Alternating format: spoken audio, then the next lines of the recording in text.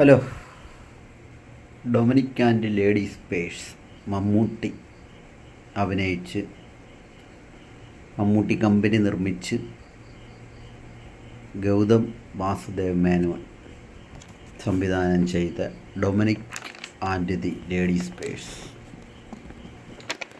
ആദ്യം തന്നെ പറഞ്ഞാൽ ഇത് ഒരു വാവ് ഫാക്ടർ തരുന്ന, അല്ലെങ്കിൽ നമുക്ക് ഒരു അതിശയകരമായൊരു സിനിമയെന്ന് ഇതിനെ പറയാൻ പറ്റത്തില്ല.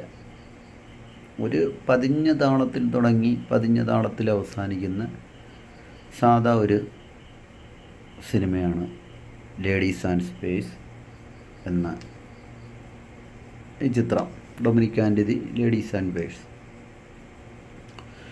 ഇത് എടുത്തു പറയേണ്ട എന്ന് പറയുന്ന മമ്മൂട്ടിയുടെയും ഗോകുൽ സുരേഷിൻ്റെയും പ്രകടനം തന്നെയാണ് ഈ എടുത്തു പറയത്തക്ക പ്രകടനം എന്ന് പറയുന്നത്.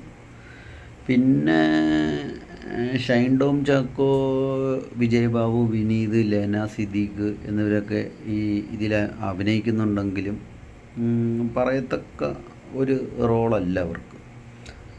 എന്നാലും കൊള്ളാം, അവരും അത്യാവശ്യം അവർക്ക് കൊടുത്ത റോള് ഭംഗിയാക്കിയിട്ടുണ്ട്. ഇതിൽ ഷൈൻ ടോം ചാക്കോയുടെ റോളേ ഉള്ളൂ ഒന്നും മനസ്സിലാവാതെ പോയൊരു റോള്. കാരണം എന്ന് പറഞ്ഞാൽ പുള്ളി അതിനകത്ത് സത്യം പറഞ്ഞാൽ ആവശ്യമില്ലായിരുന്നു ഈ ഒരു പടത്തിലെന്ന് തോന്നിയിട്ടുണ്ട്. അത് സ്റ്റോറിയിലോട്ട് കണക്റ്റ് ചെയ്യാനും ആ ഒരു കഥാപാത്രത്തെ വലിയ ബുദ്ധിമുട്ടിലാണ്. ഒന്നും മനസ്സിലായില്ല ആ ഒരു കഥാപാത്രത്തെക്കുറിച്ച്. പിന്നെ നായിക കഥാപാത്രം വരുവാണെങ്കിൽ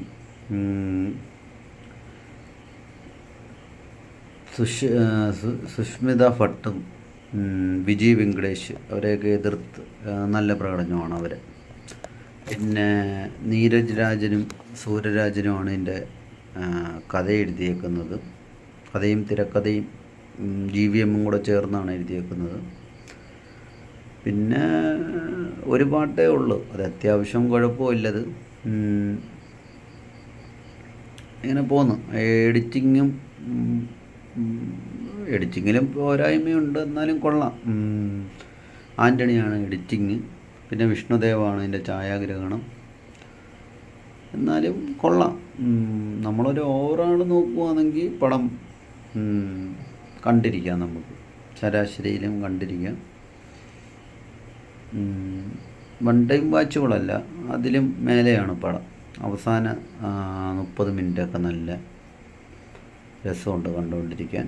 പിന്നെ ഒരു മിസ്റ്ററിയും ഒരു കോമഡി ഈ തീമിലാണ് പടം മുന്നോട്ട് കൊണ്ടുപോയേക്കുന്നത്. എന്നാലും അത്യാവശ്യം നല്ലൊരു പടമാണ്. എല്ലാവരും കണ്ടു നോക്കി അവരവരുടെ അഭിപ്രായം കമൻ്റായി രേഖപ്പെടുത്തും. എനിക്ക് വലിയ കുഴപ്പമായിട്ട് തോന്നിയില്ലെന്ന്. അത്യാവശ്യം കൊള്ളാം, കണ്ടിരിക്കാം.